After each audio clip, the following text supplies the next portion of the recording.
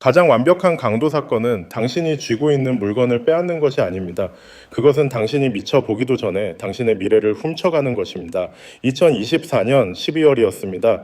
수백만 명의 미국인들이 연말연시 휴가 계획에 들떠 쇼핑을 즐기고 의미 없는 연말치 시장 결산 뉴스를 무심코 흘려 듣고 있을 때 코맥스 원자재 거래소의 차가운 창고 속에서는 전율이 일어날 만한 사건이 은밀하게 벌어지고 있었습니다. 그 본질을 이해한다면 어떤 공포 영화보다 더 소름 끼치는 사건이었습니다. 귀금속 시장 조작으로 거의 10억 달러에 달하는 벌금을 물었던 거대 은행 JP 모건 체이스가 역사를 뒤바꿀 조용하지만 치명적인 움직임을 보였습니다. 그들은 700만 온스의 은을 자신들의 인수 가능 재고 일리지블 인벤토리로 옮겼습니다. 순식간에 그들의 보유량은 130만 온스에서 540만 온스로 급증했습니다. 이는 2011년 은 가격 폭등 사태 이후 단일 은행으로서는 최대 규모의 축적이었습니다. 이 사건이 그토록 미친 짓이며 의심스러운 이유는 바로 그 타이밍 때문입니다. 그 당시 금융 언론들이 우리에게 뭐라고 떠들어댔는지 기억해 보십시오.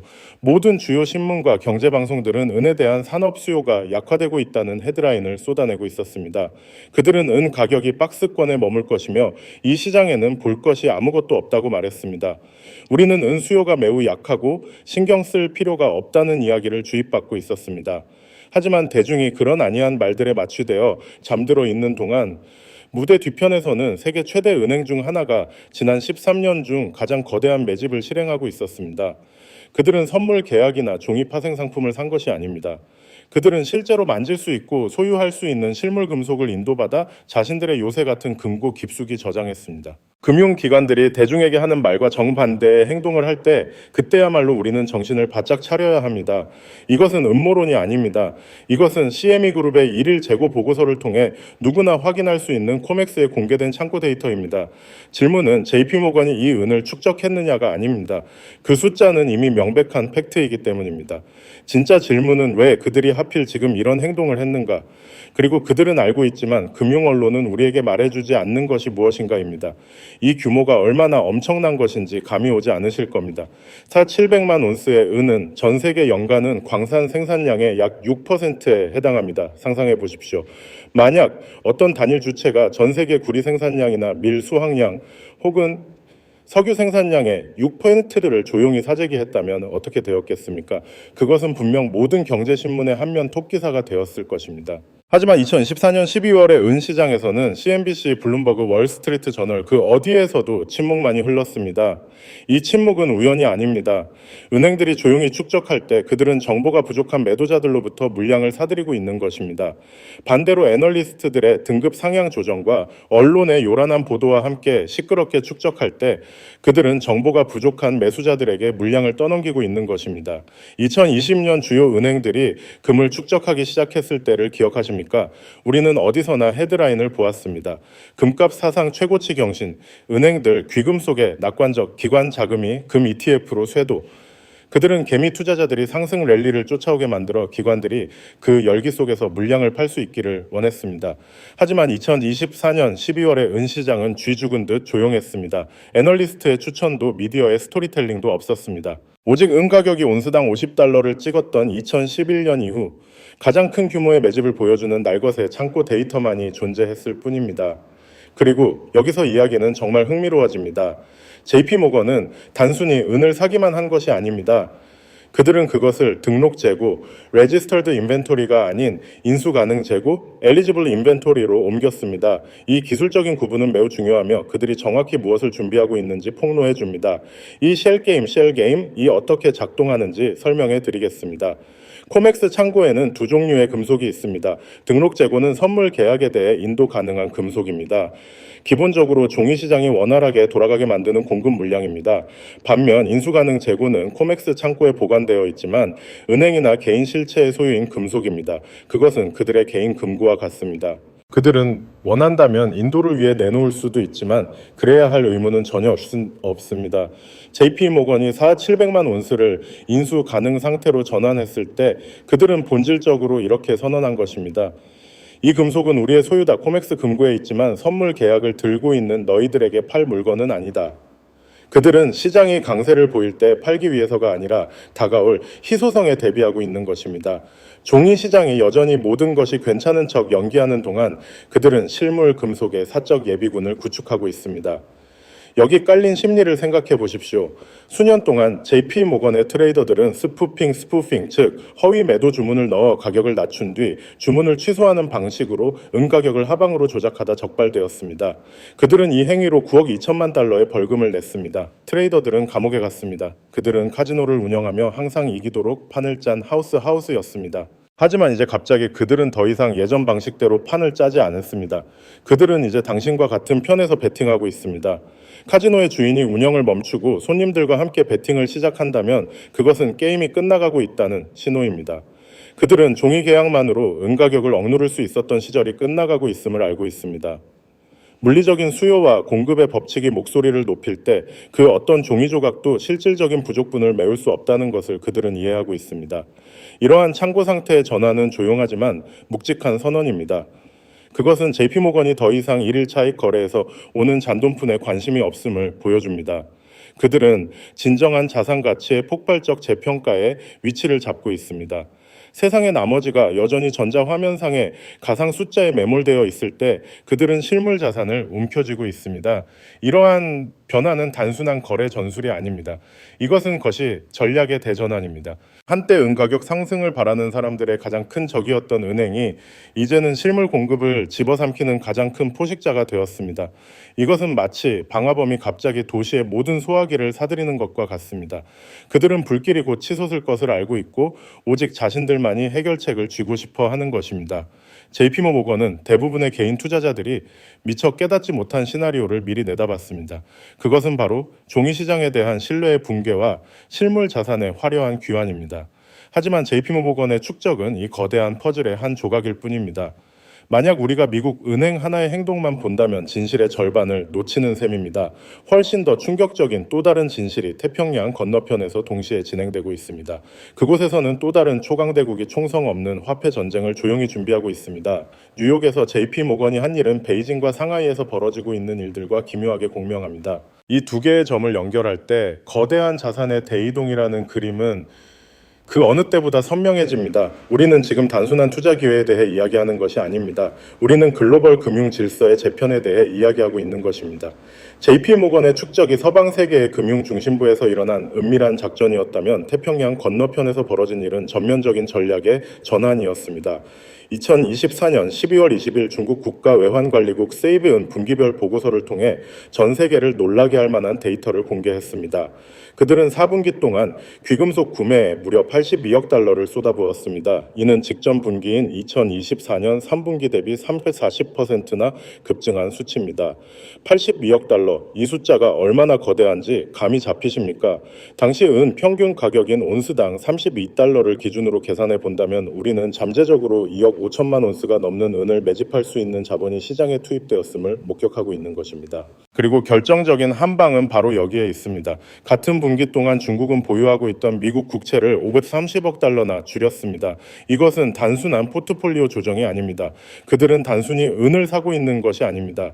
그들은 달러로 표시된 종이 자산에서 빠르게 빠져나와 물리적인 실물 자산으로 자본을 회전시키고 있는 것입니다. 이것은 무작위적인 분산 투자가 아닙니다. 이것은 서구의 금융상품에서 벗어나 손에 쥘 수 있는 VF, 즉 유형의 자산으로 이동하려는 동방의 조율된 움직임입니다. 주권 국가들이 이러한 종류의 자산 배분을 단행할 때 그들은 단순히 원자재 가격에 등락에 베팅하는 투기를 하는 것이 아닙니다. 그들은 통화 시스템 자체의 변화를 준비하고 있는 것입니다. 우리는 지금 무엇을 보고 있는 걸까요? 서방의 가장 큰 은행이 지난 10년 동안 억눌러 왔던 바로 그 자산을 조용히 축적하고 있습니다. 동시에 세계 2위의 경제대국은 미국 국채를 덤핑하면서 귀금속을 기록적으로 사들이고 있습니다. 이 두 거대 세력이 서로 다른 이유에서 출발했을지 몰라도 결국 같은 결론에 도달했다는 사실은 우리에게 분명한 신호를 보냅니다. 종이 화폐의 시대가 흔들리고 있으며 실물의 시대가 돌아오고 있다는 것입니다. 이제 우리의 시선을 거시 경제에서 시장의 미시적인 구조, 즉 여러분의 투자 계좌와 직결되는 곳으로 돌려보겠습니다. 여기서 우리는 금융 미디어가 절대 설명해주지 않는 기술적인 증거를 발견하게 됩니다. 이 증거는 종이 시장과 실물 시장이 어떻게 찢어지고 있는지를 적나라하게 보여줍니다.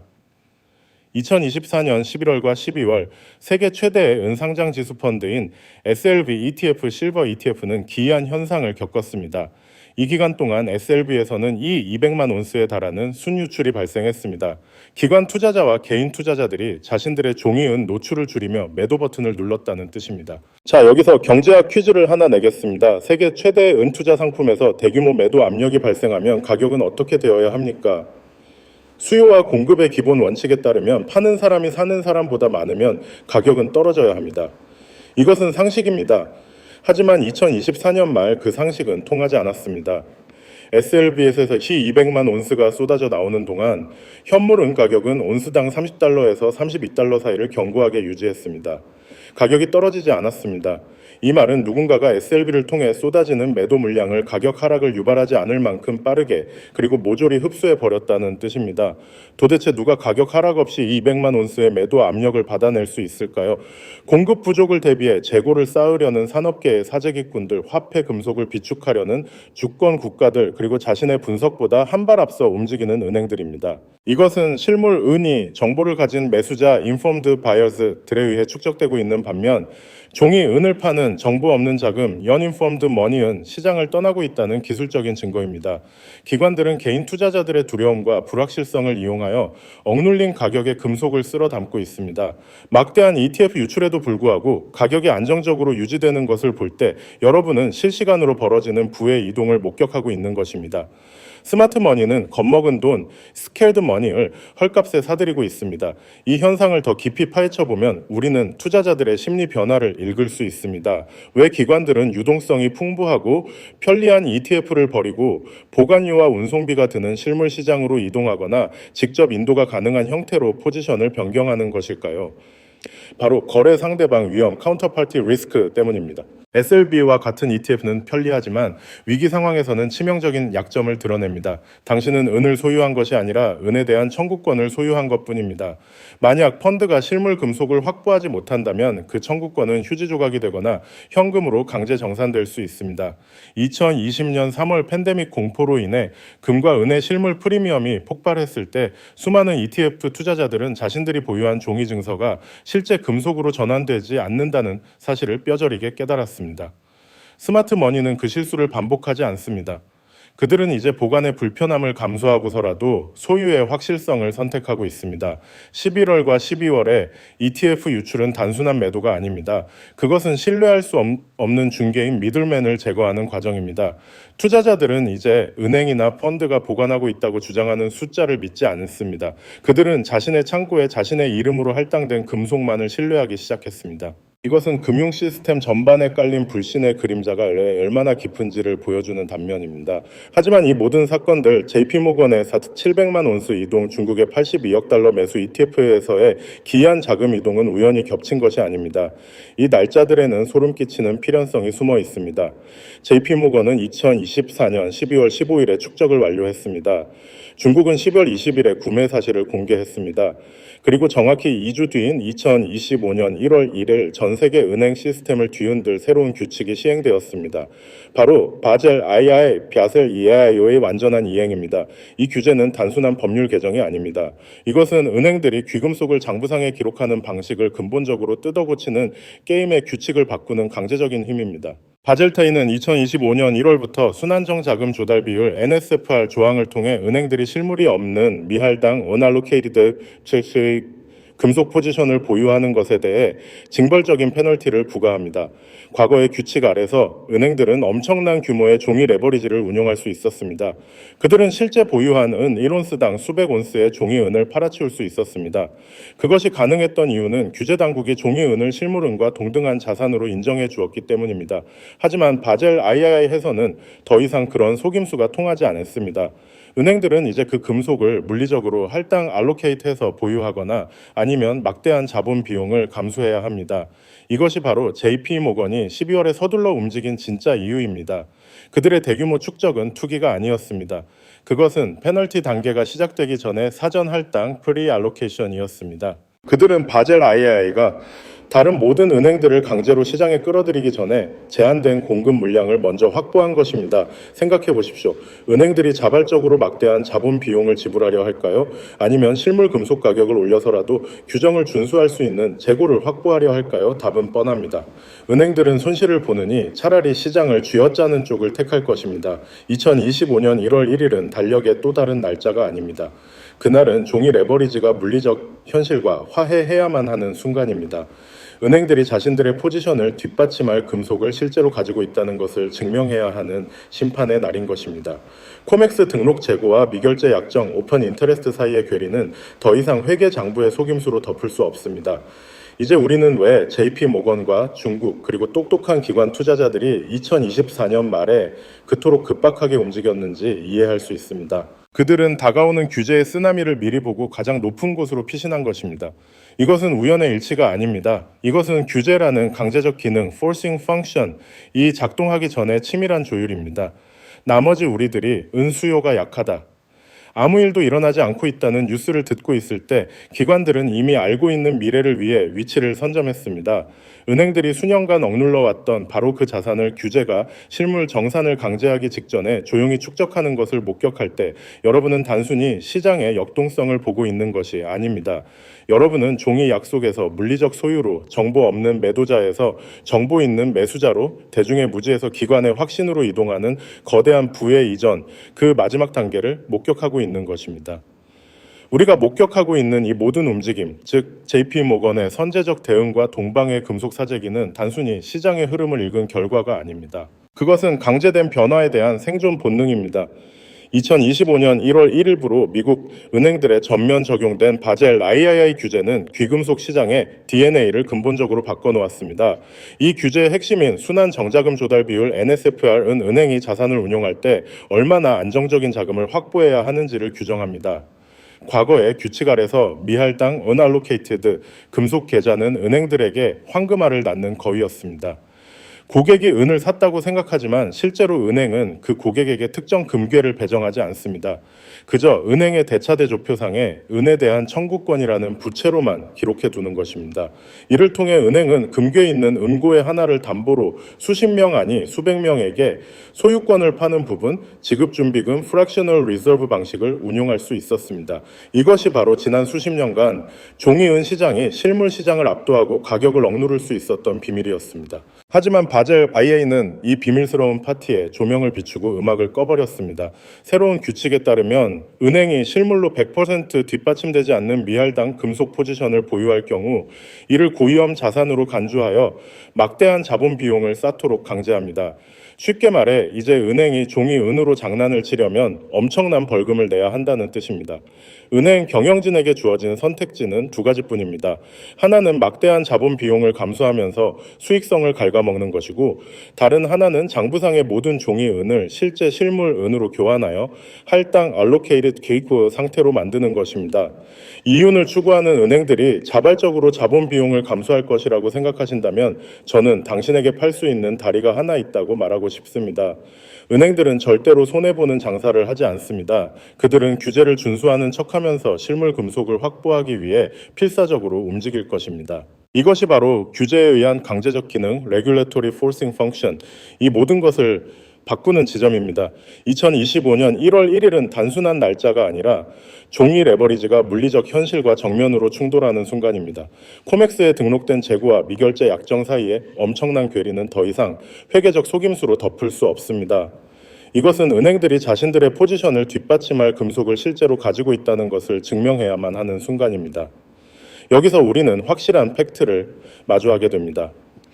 과거에 은 가격을 하방으로 조작했던 미국 최대의 은행이 지난 13년 만에 가장 큰 실물 포지션을 축적했습니다. 세계 2위의 경제 대국은 미국 국채를 버리고 귀금속을 긁어모았습니다. 그리고 이 모든 일이 새로운 은행 규제가 실물 할당을 강제하기 불과 6주 전에 일어났습니다. 이들이 우연일까요? 절대 아닙니다. 이것은 규제라는 거대한 파도가 덮치기 전에 치밀한 공조입니다. 시장은 아직 이 사태의 심각성을 완전히 파악하지 못했습니다. 사람들은 여전히 은수요가 약하다는 뉴스에 귀를 기울이고 있습니다. 하지만 당신이 은행들이 수년간 억눌러 왔던 바로 그 자산을 규제가 실물 정산을 강제하기 직전에 조용히 축적하는 것을 목격할 때 당신은 시장의 역동성을 보고 있는 것이 아닙니다. 당신은 종이 약속에서 물리적 소유로 대중의 무지에서 기관의 확신으로 이동하는 거대한 부의 이전, 그 마지막 단계를 보고 있는 것입니다. 진정한 강도 사건은 지난 10년 동안 일어난 가격 조작이 아닙니다. 진짜 강도 사건은 바로 지금 일어나고 있습니다. 기관들이 여전히 종이 시장에 거짓된 이야기에 속아 넘어가 있는 매도자들로부터 억눌린 가격에 실물 금속을 쓸어 담고 있는 이 순간이 바로 그 현장입니다. 질문은 무언가 큰일이 일어날 것인가가 아닙니다. 질문은 음악이 멈추기 전에 당신이 자리를 잡았는가, 아니면 기관들이 이미 자리를 다 차지한 뒤에 의자를 찾아 허둥댈 것인가입니다. JP모건은 방금 그들이 어디에 앉아 있는지 보여주었습니다. 진짜 문제는 당신이 그것을 보고도 움직이지 않고 있다는 점입니다.